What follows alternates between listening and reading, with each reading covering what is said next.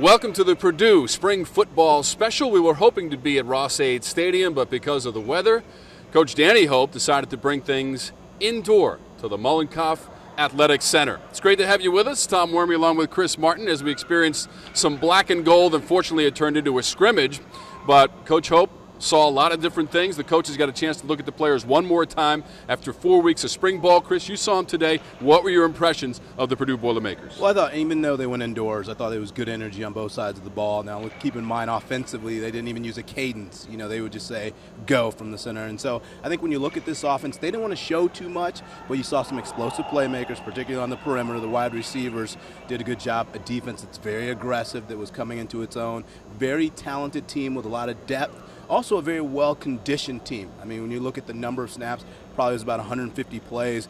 Big guys like Kawan Short and Gaston, 300-plus pound guys that took a lot of reps. And I think what Coach was trying to do is get these guys conditioned and being able to sustain at a high level for a longer period. Yeah, this is a team that won its final game of the season against Indiana for the Old Oaken Bucket to take it back here to West Lafayette.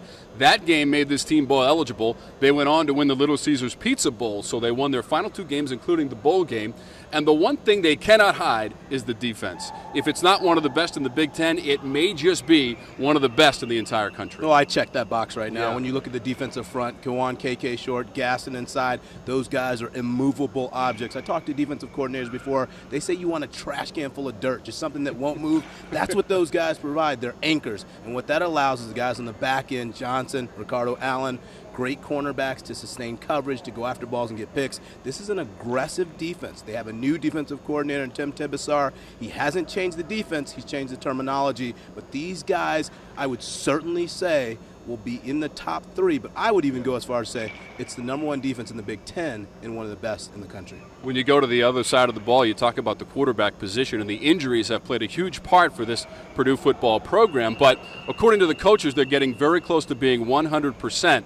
And last year, what happened was they had to really shuffle the quarterbacks right before the start of the season. Caleb Turbush started every single game, won the final game and the bowl game, so the coach is very high on him, but there is talent behind him as well. No doubt about it. It's a trigger man spot, so it's nice for Coach Hope to go into a season with a healthy quarterback. You mentioned Henry. He was out all last year with an ACL, but I thought Robert Marv, he was sort of banged up. He was never at 100% last season. He's 100% now, so you got depth there. You got Rob Henry. And I think when you look at those guys, Marv will be used in a role where he can come in and make splash plays. He's number 2, but he's a guy that can make plays off schedule so that when something's not there, he can use his feet to go ahead and get out on the perimeter and make plays. But Turbush is a big guy that can spin it. He's your quintessential sort of pocket guy, can make all the throws, but athletic enough to get out of trouble. So that position is settled, which will help this offense. Rob Blackman is the 3rd member of our broadcast team today for the spring game, for our spring special, and he ran into a Purdue coaching legend on the sidelines.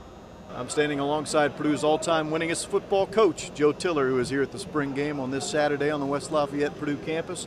Coach Tiller, great to see you. What's it like to come back and, I guess, relive some of the old memories? Well, it's great, you know, although I never liked practicing inside, but I understand the circumstances, etc. But it's always nice to come home. You're a member of the BTN broadcast crew during the fall, called some games this past year. What was that experience like for you being a broadcaster, not a coach? It was different going over to the dark side, you know. That's what I used to refer to when I was a coach, you know, an immediate guy. Oh, that's the dark side. But I did it because I've never done anything like that before, and I thought it would be a challenge, and, you know, it'd be a fun experience. I hoped it would be a fun experience, and it was. Yeah.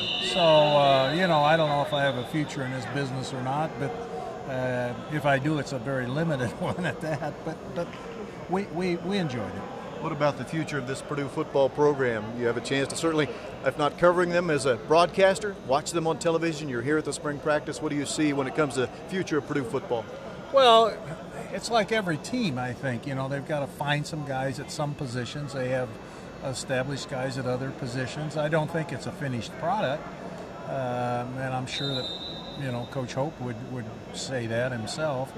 But, you know, I think their talent level is now at the level that they can compete favorably. And, you know, the big question mark always is the guy behind center.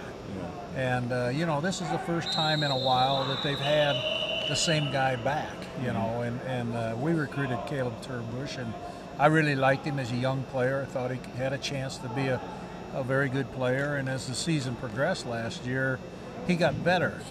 You know, we had a chance. We do subscribe to the Big Ten Network out in Wyoming, and so we got a chance to watch some games. And I thought he got better as the season went on. Glad to see the coaches felt the same way, and I think that bodes well for him. Coach Tiller, great seeing you back on campus, and hope you continue to enjoy both retirement and broadcasting too. Well, thank you. I appreciate it.